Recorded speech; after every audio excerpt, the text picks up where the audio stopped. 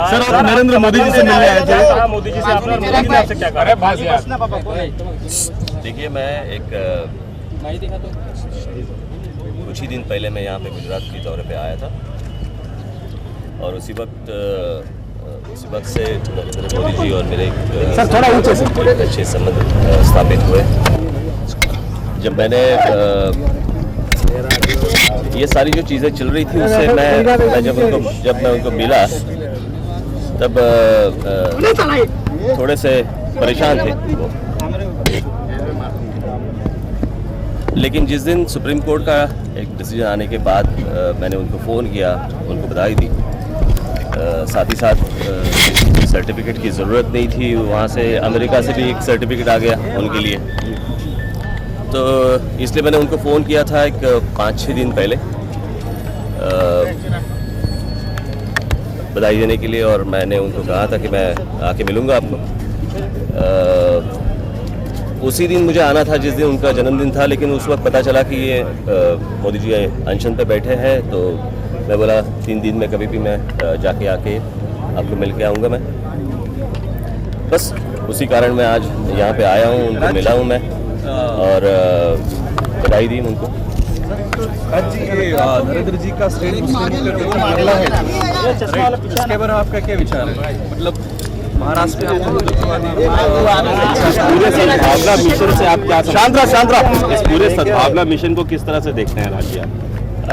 देखिए, सद्भावना तो होती ही है, लेकिन मुझे लगता है कि सामने वाले भी ज़्यादा सद्भावना से अगर सोचे तो ये सारी चीज़ें हो सकती हैं। मुझे मालूम है कि आप में से बहुत सारे लोगों के दिमाग में ये चलता होगा कि सद्भावना और राज ठाकरे ये कैसा संभव है।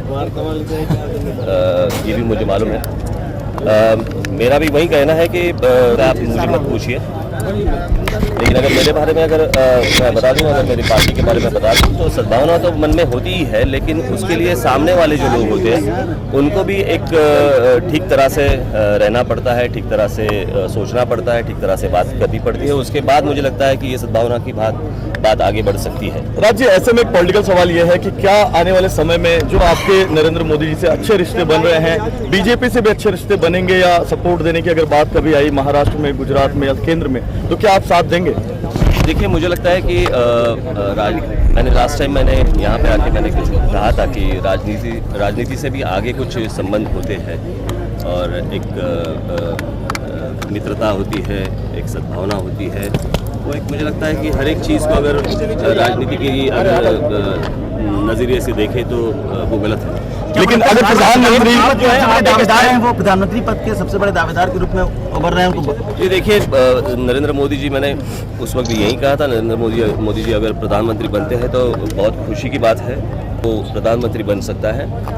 तो मैंने उस वक्त यही कहा था कि फिर नरेंद्र मोदी क्यों नहीं, अगर वो बन सकते हैं तो ये बड़ी खुशी की बात है। सर, एक सवाल, आपका स्टाइल जो है वो बड़ा एग्रेसिव माना जाता है, आप भाषण में एकदम कहते हैं कि आग उगलते हैं आप लाल साहब ठाकरे की तरह। दूसरा, नरेंद्र मोदी को भी देश में ऐसे नेता के तौर पर जाना जाता है, जो एक अंदाज है उनका। पहला भाषण दिया 9 साल बाद, गुजरात दंगों के बाद पहला भाषण था, बहुत मन का गुबार निकाला। आपने सुना होगा कि किस तरह से उन्होंने कहा कि मेरे विरोधी मुझ पर हमला बोलते रहे और मैं झेलते रहा, 9 साल तक मैं पत्थरों से पुल बनाता रहा। आपको लगता है कि उनका पूरा गुबार मन का निकल गया, अभी कुछ निकलना बाकी है? नहीं, ऐसी नहीं है। आप अगर भड़काते रहेंगे तो ये तो बार बार होते ही रहेगा ना।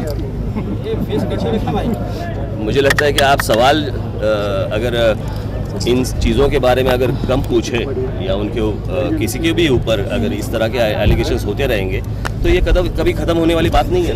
लेकिन विरोधी जो कहते हैं, हम तो बाद में कहते हैं, विरोधी पहले कहते हैं कि ये सब दिखावा कर रहे हैं, केवल वो नहीं। देखिए, विरोधी जो होते हैं उनका विरोध करना काम ही होता है, तो उनकी सोच क्या है उसके ऊपर मैं थोड़ी कुछ बोल सकता हूँ। सर, एक सवाल ये सर कि लोकसभा चुनाव में आप अपनी सीटें लड़ेंगे, महाराष्ट्र में ज़्यादा से ज़्यादा सीटें आपकी आएंगी, और अगर ऐसा गणित बना कि नरेंद्र मोदी प्रधानमंत्री पद पर जा रहे हैं, तो क्या आप उनको सपोर्ट करेंगे? जी बिल्कुल करूँगा, क्यों नहीं करूँगा। मैंने यही कहा ना कि नरेंद्र मोदी जी हो या नरेंद्र मोदी जी जैसे काम करने वाला कोई और शख्स हो, अगर आज की अगर देश की स्थिति अगर देखी जाए तो हज़ारों करोड़ का आज भ्रष्टाचार जिस तरह से आज पूरे देश में हो रहा है, उसके लिए एक अच्छे कैप्टन की ज़रूरत है, अच्छे लीडर की ज़रूरत है इस देश को चलाने के लिए। सर आतंकवादी लगातार हमला कर रहे हैं, एक के बाद एक हमले, सरकार बार बार कहती है हम कंट्रोल कर लेंगे, हम कंट्रोल कर लेंगे। मुझे लगता है कि मैं जिस चीज़ के लिए यहाँ पे आया हूँ उसी चीज़ के लिए, उसी चीज पर इस देश मोदी जी ने यही कहा कि जरूरत है सख्ती की है। इस देश में सवालों की कोई कमी नहीं है। कांग्रेस ने नरेंद्र मोदी के सामने एक अनशन शुरू कर दिया। शंकर सिंह वाघेला ने, जो उनके बहुत अच्छे क्लोज फ्रेंड मेंटर बताए जाते हैं, उस पर क्या टिप्पणी करेंगे आप? अभी क्या फैशन चल रहा है अनशन का, अभी अन्ना हजारे का हुआ, लेकिन नरेंद्र मोदी जी का अनशन एक अलग चीज़ है। उन्होंने एक तो यानी किसी चीज़ की डिमांड करते वक्त अनशन नहीं किया है, और बाकी चीज़ें तो अनशन करने की दूसरे लोगों की तो क्या बताएं उसके। इन्होंने किया, मोदी जी ने किया इसलिए वो कर रहे हैं, और उसने किया इसलिए और कोई कर रहा है। मुझे लगता है कि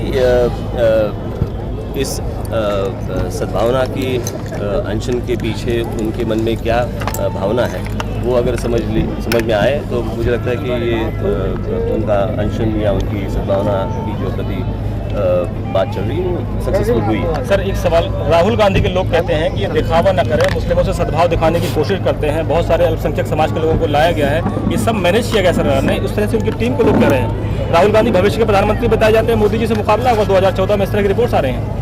नहीं, कौन बताइए, वापिस बताइए। राहुल गांधी की टीम के लोग कहते हैं कि 2014 में अगर नरेंद्र मोदी के साथ मुकाबला होगा तो नरेंद्र मोदी को बहुत दुखी होना पड़ेगा, क्योंकि राहुल गांधी का कद बहुत बड़ा है और नरेंद्र मोदी उनके सामने कहीं ठहरते नहीं है। और उनके लोग कहते हैं कि जो सब ये तमाशा कर रहे हैं वो सब पैसा सरकार का खर्च कर रहे हैं। देखिए, कोई ये कहे या कोई उसके ऊपर टिप्पणी करे, इस देश की जनता तय करती है, कोई एक आदमी तय नहीं करता।